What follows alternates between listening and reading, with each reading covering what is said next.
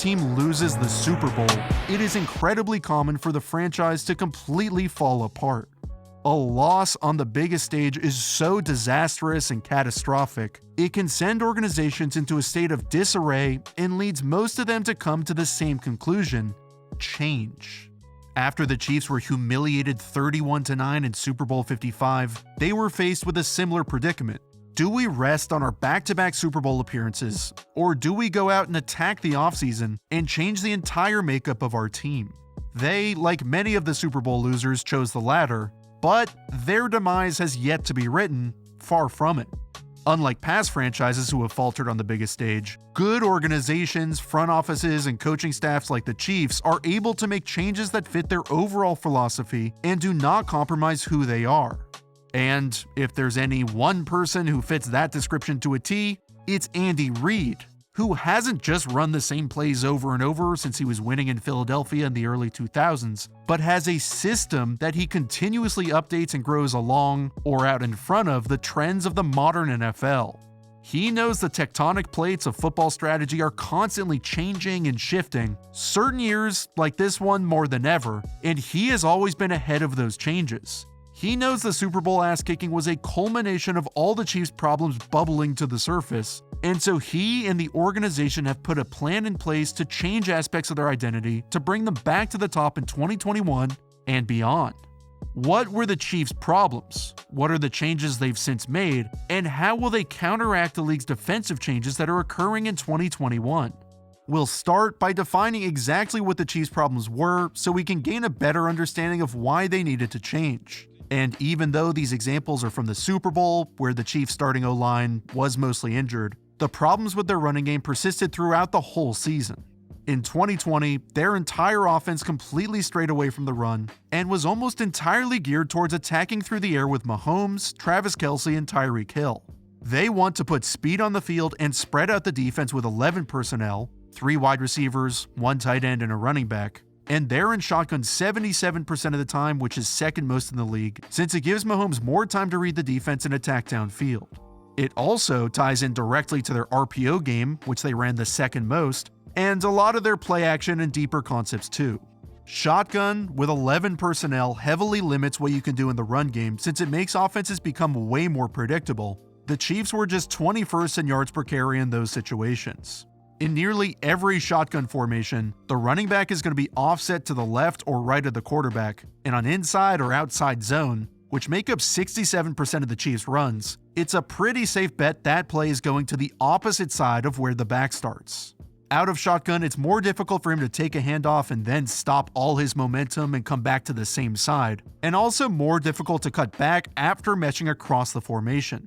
When the Chiefs have established this kind of tendency, defenses know they can set the 3 technique opposite the back, which creates a wall and typically forces a double team from the O-line so the linebacker can flow free over the top.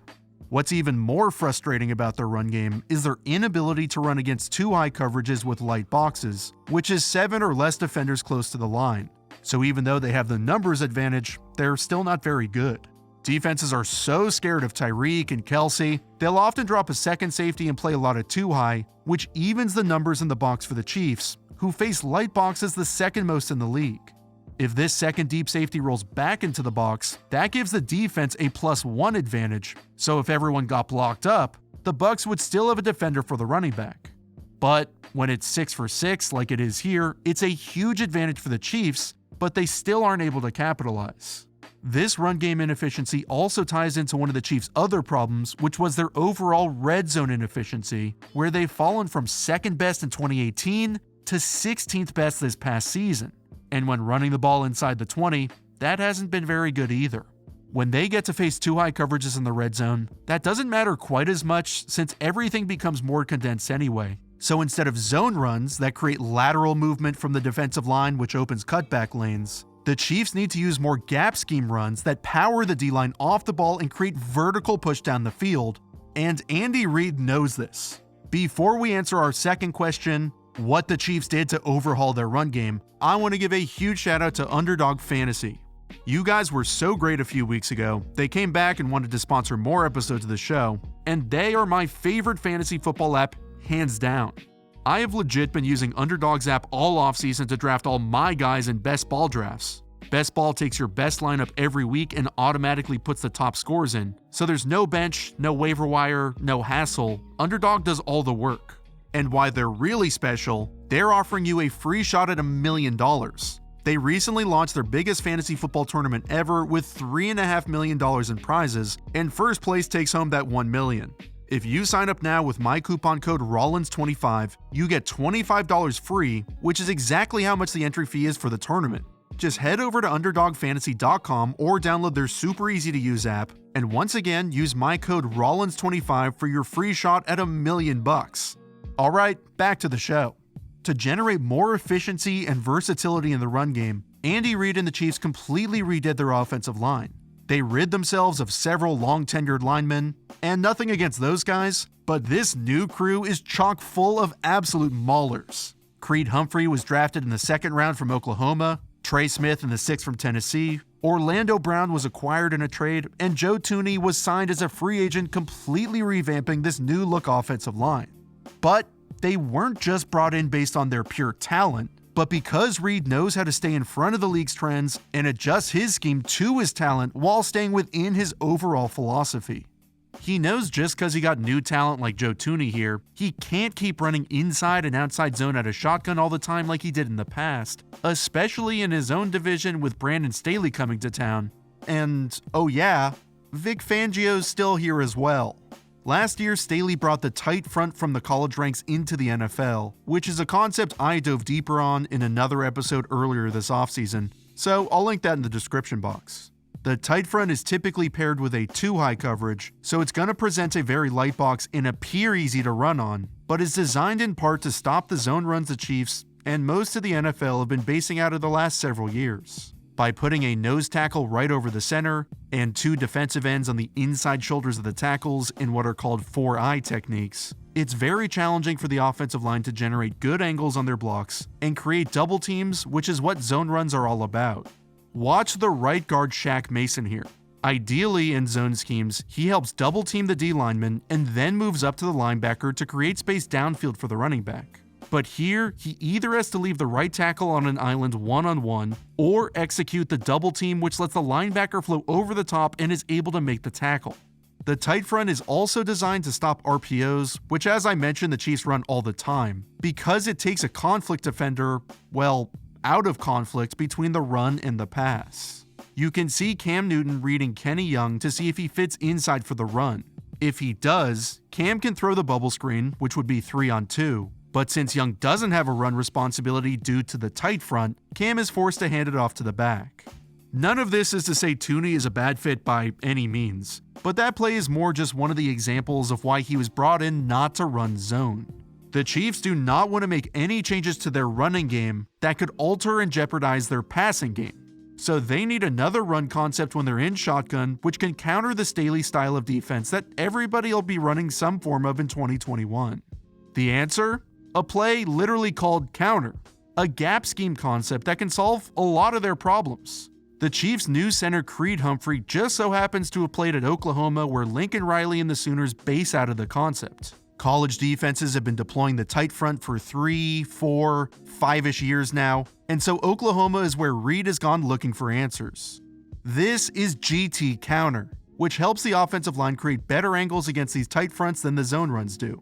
The 3 playside O linemen down block the 3 D linemen, and the G&T, which stands for guard and tackle, pull to the front side with one trapping a defender outside and the other wrapping inside to create an open lane. To gain an extra numbers advantage, Oklahoma will even read the backside defensive end, so they'll leave him completely unblocked, and if he crashes, the quarterback can keep it.